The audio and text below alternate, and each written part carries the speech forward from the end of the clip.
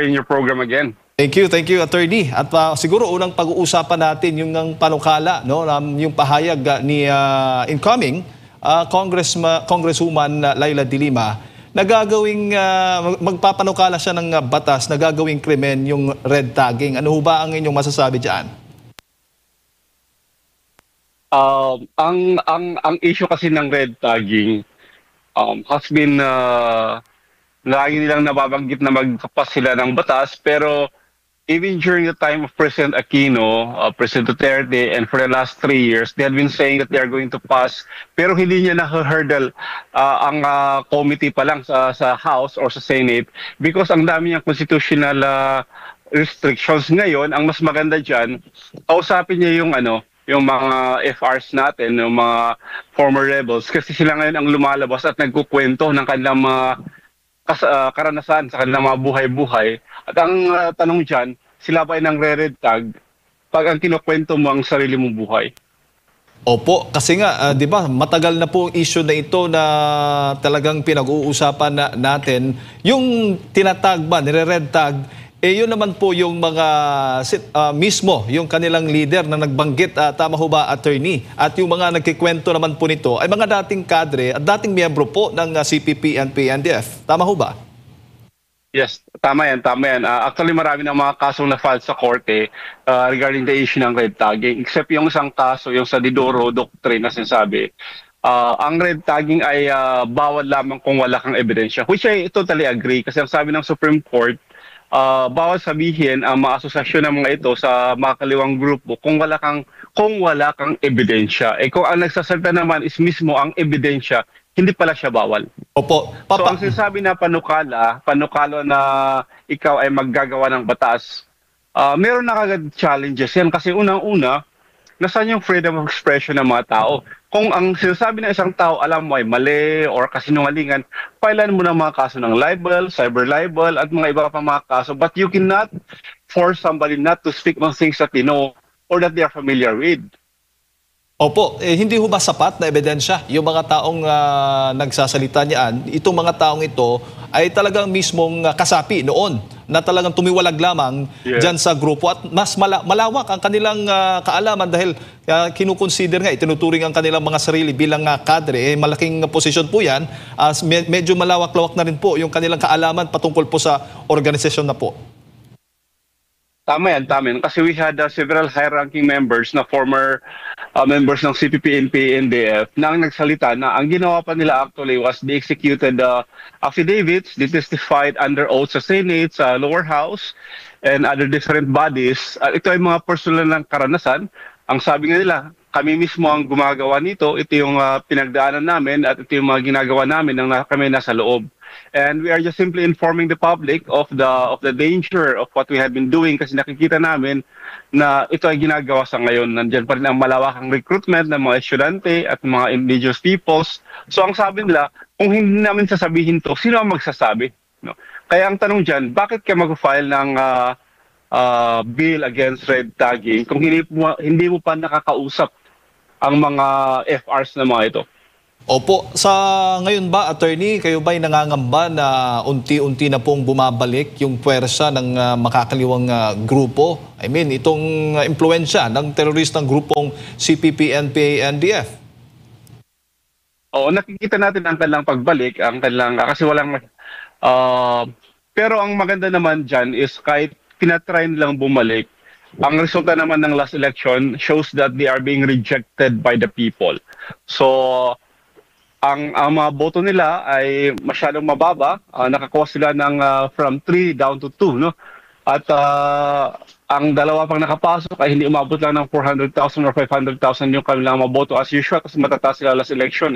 At andyan yung bayan muna na kanilang pinaka-primary na party list ay hindi siya nakapasok. So, ang nakikita natin, nagkakaroon ng effect yung malawakang information dissemination drive ng government in identifying the purposes of these particular groups, no?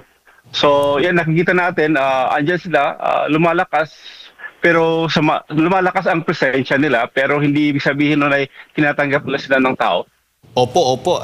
Yung pinaka-goal pa naman no, ng mga kababayan natin na sana ay zero talaga na wala ng mga grupo o mga nasa gobyerno ngayon ang konektado dito sa um, teroristang grupong CPP-NPA o ng mga kaliwang grupo, attorney. Tama yan, no? So, ang sa atin lang, kasama ang government sa kanilang program, kasama ang National Task Force to End Local Communist Armed Conflict, ay siguro at due time, the party list, this party list will be removed from, at nakikita ko na mas maganda to kasi I know for a fact na may mga kasong naka-file against them, pero mas maganda na matanggal sila sa representation via election kasi it means that the people have spoken that they are being rejected and they don't want them to be a part of the House and they don't want them to be representing the people. So mas maganda sa akin na yung process natin ay ang electoral process pa rin ang magtatanggal sa kanila. Opo, para lang po sa kaalaman ng mga kabataan dahil nga sa mga nagdaang eleksyon, halos kabataan daw yung may pinakamaraming boto na nakuha ng COMELEC sa nagdaang eleksyon. Attorney, ano bang paalala, gaano ba kahalaga na dapat yung mga kabataan natin ay hindi ma-impluensyahan ng madalian nitong mga makakaliwang grupo? I think what is being done today is working kasi lalo naman ang mga kabataan natin is computer and technologically savvy ang mga yan. And I think for the longest time, ang problema kasi is that they are being fed one information but not the other side. Yan yung lumalabas na sinasabi lang red tagging or para sa atin, pagsasabi ng katotohanan. Kasi every time na nagkakaroon ng encounter, mga kabataan ang namamatay. No? So this year alone, ang dami ng kabataan na namatay. Last year alone, mas madami, I think more than 20 na ang mga recruited na kabataan na mamatay. So ang para sa atin is continually exposing the truth. Pakita natin sa kabataan na may istorya na nanggagaling sa kabila and let them understand or from their perspective, tingnan nila na ang kwento ay hindi isang side lamang. At I think that is what is working kasi yung mga nagsasalta na ngayon, yung mga former FRs na mga bata pa, sina Arian, sina James, yung mga yan, sina Kate, nakikita nila personally yung mga bata kung paano sila na-recruit at I think they shared the same experiences kaya nakaka-relate sila. And for us, to continue speaking the truth gamit yung mga FRs natin ng mga bata kasi I think nakaka-relate sila sa kanilang mga statements. Opo. Attorney, ano naman po ang masasabi po ninyo sa pagtugon naman ng kasalukuyang administrasyon ngayon laban po sa mga teroristang grupong CPP, NPA, NDF? First, at least andyan pa rin yung NTF-ELCAC. Hindi pa rin siya ina-abolish. There has been strong statements from the president na hindi siya i-abolish. Pero ang nakikita ko is maraming mga politiko ang sumasakay sa mga pinaggagawa ng mga CPP, NPA, NDF. And even that statement from the president is not what is reflected on the ground. No? Hindi natin nakikita ang collective efforts, even from the AFP, no? Even from NICA, kasi I remember si DJ Alex Monteagudo noon, who's the head of the NICA, came up with strong statements. Nagbibigay sila ng mga information. So ngayon, ang nakikita natin is mga katahimikan galing sa AFP, galing sa ating mga appropriate government agencies, even from the NSC, from the National Security Council, nawawala na yung mga nagsasalita at nagbibigay ng proper na kwento or information sa ating mga kababayan. So I think the government right now, collectively, there is no strong push in order to end the communist insurgency or communist terrorism. Tayo-tayo lang din. Kasi ito pa. Nung last time that we were there, sometimes few years back, ang dami naming kaso na na-file against them, no? Pero ngayon, I don't think that they have the same drive and they have the same initiative in order to file these particular cases. Opo. Attorney, kung meron bang panukalang batas na dapat isulong ng mga incoming na mga mambabatas, lalo dyan po sa Kamara, ano po dapat ang panukalang batas na yan para tuluyan na ngang masog po ang CPP, NPA, NDF? Marami siya. It's a multi-layered question yan. But unang-una, sabi nga nila is that we address the root cause of insurgency. Ang para sa akin is gawing batas ang NTF-ELCAC para maging mas malakas at palakasin ang kanyang participation sa public. Pangalawa, magbigay ng maraming scholarship opportunities lalo sa mga indigenous peoples kasi dyan po nare-recruit ang maraming nagpupunta sa kabilang hanay. There has to be a strong drive and providing for development and scholarship opportunities for the indigenous peoples, especially in Mindanao, kasi dyan sila mostly nagre-recruit. Alam mo naman yung ginagawa nila sa recruitment, ginagawa nilang issue ang mga weaknesses ng ating bansa, kanina yung end of contract, mga ganyan, yung poverty, and we know that these issues are very complicated na hindi mo sabihin, ito ang gagawin ko, tapos na siya. But we start with understanding yung ginagawa ng NTF-ELCAC na pagbibigay ng mga job opportunities no sa ating mga nasa mga geographically isolated areas, and then yung pagbibigay ng mga infrastructure sa mga areas na influence ng mga kaliwa. So I think that we don't have to reinvent the wheel. Ang kailangan lang natin is a strong institution in order to push the program na ginagawa ng NTF-ELCAC, like the Barangay Development Program. Ang hindi nakikita kasi dyan na ginagawa ng NTF-ELCAC is how it's not a military solution. No? Na lagi nating sinasabi, ang NTF-ELCAC is a civilian solution na ang unang-unang ginagawa is to look for areas that have been under the influence and do something about it, especially development program.